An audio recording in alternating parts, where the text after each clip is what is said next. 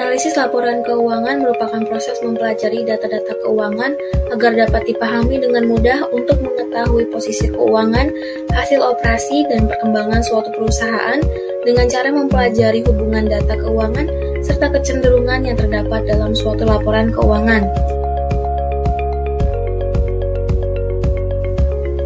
Menurut Harahap, beberapa manfaatnya diantaranya: yang pertama, dapat memberikan informasi yang lebih luas, lebih dalam daripada yang terdapat dalam laporan keuangan biasa.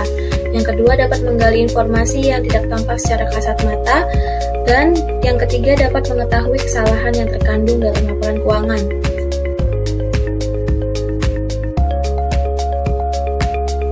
Beberapa tujuan menurut Kashmir: yang pertama, untuk mengetahui posisi keuangan perusahaan dalam suatu periode tertentu. Yang kedua, untuk mengetahui kelemahan-kelemahan apa saja yang menjadi kekurangan perusahaan. Ketiga, untuk mengetahui kekuatan-kekuatan yang dimiliki perusahaan. Yang keempat, untuk mengetahui langkah-langkah apa saja yang perlu dilakukan ke depan berkaitan dengan posisi keuangan perusahaan.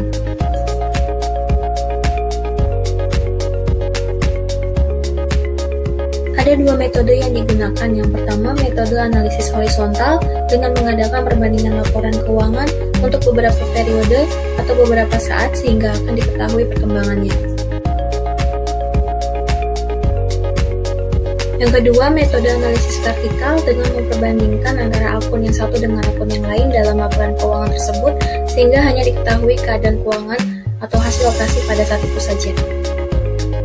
Teknisnya: satu, analisis perbandingan laporan keuangan. Kedua, tren atau posisi kemajuan keuangan. Ketiga, laporan per persentase komponen. Keempat, analisis sumber dan penggunaan modal kerja. 5. Analisis sumber dan penggunaan cash flow. 6. Analisis rasio. 7. Analisis perubahan laba kotor. 8. Analisis break-even. Kelemahannya, analisis laporan keuangan hanya didasarkan pada laporan keuangan saja. Untuk itu, harus juga melihat aspek-aspek lain seperti tujuan perusahaan, situasi ekonomi, dan lain-lain. Kelemahan ketiga, objek analisis adalah data historis yang menggambarkan masa lalu, dan kondisi ini bisa berbeda dengan kondisi yang di masa depan. Framework analisis laporan keuangan: menilai lingkungan bisnis, membaca dan mempelajari laporan keuangan, menilai kualitas laba, analisis laporan keuangan, memprediksi laba atau cash flow mendatang. Berikut adalah financial statement dan charge planning-nya.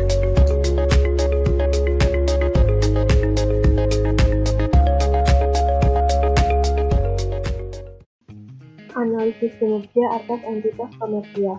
Kinerja perusahaan adalah suatu tampilan keadaan secara utuh atas perusahaan selama periode waktu tertentu yang merupakan hasil yang dipengaruhi oleh kegiatan operasional dalam memanfaatkan sumber daya yang dimiliki.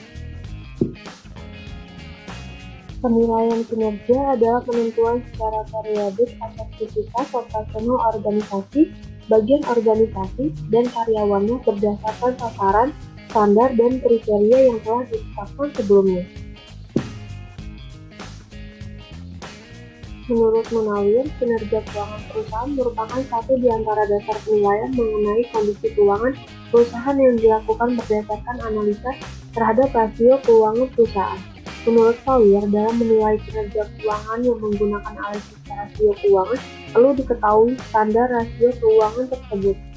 Menurut Munawir, beberapa tujuan pengukuran kinerja perusahaan diantaranya yaitu: yang pertama, untuk mengetahui tingkat likuiditas, yang kedua, untuk mengetahui solvabilitas, yang ketiga, untuk mengetahui tingkat profitabilitas, dan yang terakhir, untuk mengetahui tingkat aktivitas usaha. Shenanigans. Shenanigans keuangan adalah tindakan yang dirancang untuk menyembunyikan kinerja keuangan atau kondisi keuangan perusahaan yang dilakukan oleh manajemen dengan tujuan menyesatkan investor tentang kinerja keuangan perusahaan atau kesehatan ekonomi. Akibatnya, investor sering tertipu untuk percaya bahwa pendapatan perusahaan yang besar, arus kas yang lebih kuat, dan kondisi neraca yang lebih aman dari sebenarnya terjadi.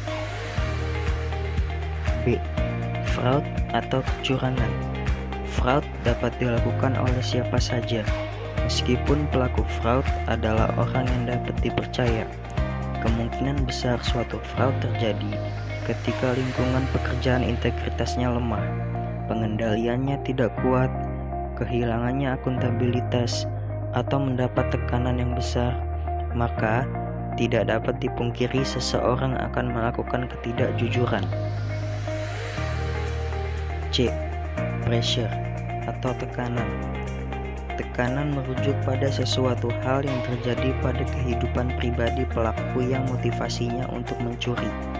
Biasanya, motivasi tersebut timbul karena masalah keuangan, tetapi ini dapat menjadi gejala dari faktor-faktor tekanan lainnya, sehingga tekanan dapat dibagi menjadi dua, yaitu tekanan dari faktor keuangan atau finansial dan tekanan dari faktor sosial atau non-finansial.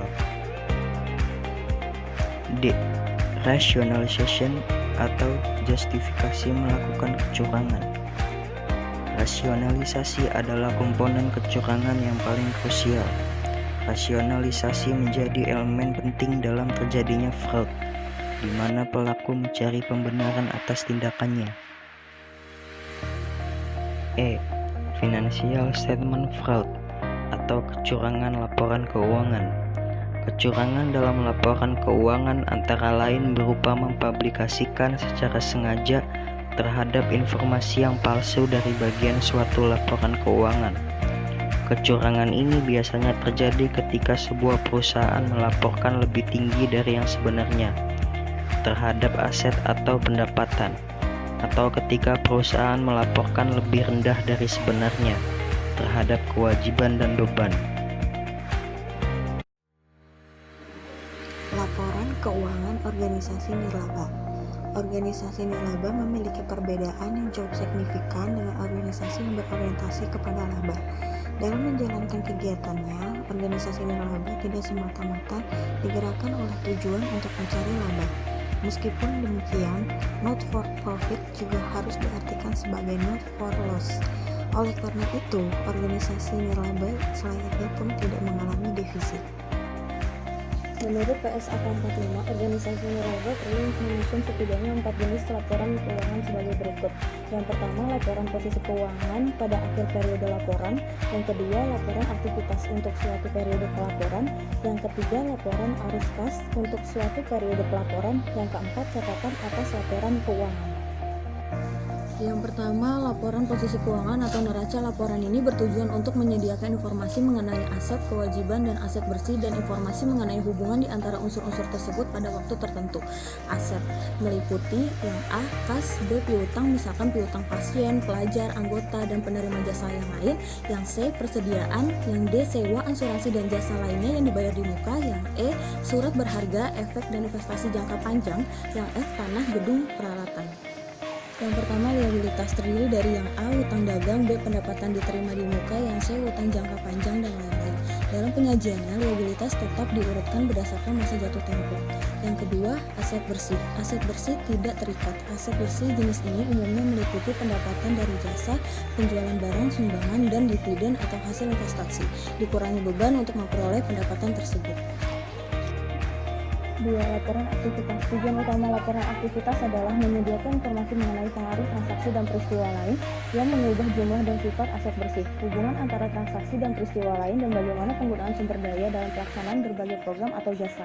Perubahan aset bersih dalam laporan aktivitas biasanya melibatkan 4 jenis transaksi, yaitu yang pertama, pendapatan, kedua, beban, ketiga, gains and loss, yang keempat, relaksivitasi aset bersih. Ketiga, laporan arus kas. Tujuan utama laporan arus kas adalah menyajikan informasi mengenai penerimaan dan pengeluaran kas dalam satu periode. Arus kas dari aktivitas operasi umumnya berasal dari pendapatan jasa, sumbangan, dan dari perubahan atas aset lancar dan kewajiban lancar yang berdampak pada kas. Sementara itu, arus kas dari aktivitas investasi biasanya mencatat dampak perubahan aset tetap terhadap kas, misalnya karena pembelian peralatan, penjualan tanah, dan sebagainya. Analisis laporan keuangan SAK etap. SAK etap merupakan standar akuntansi keuangan yang diperuntukkan bagi entitas tanpa akuntabilitas publik. Standar akuntansi keuangan entitas tanpa akuntabilitas publik atau SAK etap merupakan standar akuntansi yang diperuntukkan bagi entitas tanpa akuntabilitas publik. Entitas yang diizinkan untuk menggunakan SAK etap adalah entitas yang satu, tidak memiliki akuntabilitas publik signifikan, Yang kedua, menerbitkan laporan keuangan untuk tujuan umum bagi pengguna eksternal.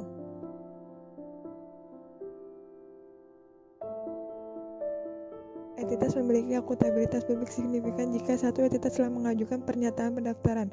Yang kedua, entitas menguasai aset dalam kapasitas sebagai fidusia untuk sekelompok besar masyarakat.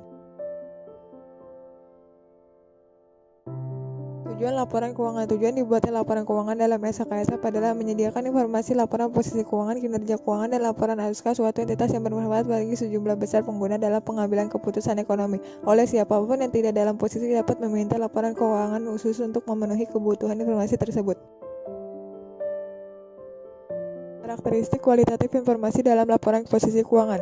1. Dapat dipahami. 2. Relevan. 3. Materialitas. 4. Keandalan. Yang kelima, substantif pengulik bentuk. Yang keenam, pertimbangan sehat. Yang ketujuh, kelengkapan. Yang kedelapan, dapat dibandingkan. Yang kesembilan, tepat waktu. Dan yang kesepuluh, keseimbangan antar biaya dan manfaat.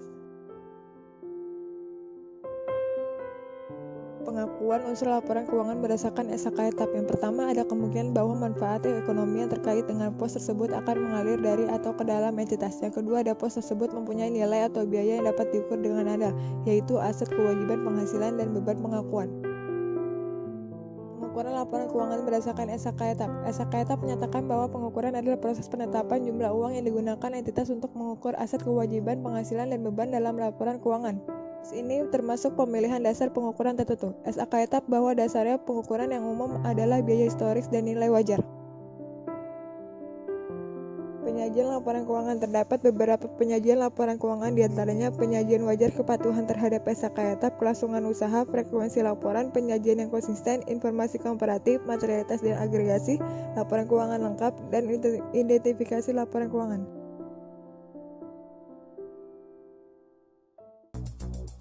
Contoh soal membaca suatu perusahaan yang diperiksa 10 juta, tulisan keuangan 75 juta, barang dagang 200 juta, jumlah usaha dan pemasukan, bunga dan pajak 295 juta yang tertera di bangga setelah hasil perusahaan tersebut. Penjelasannya, aktif wawancara dibukas, tambah tulisan dagang sama barang dagang sama dengan 25 juta ditambah 75 juta ditambah 200 juta sama dengan 300 juta.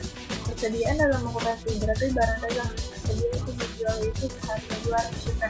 Kita mainkannya itu senilai 250 juta.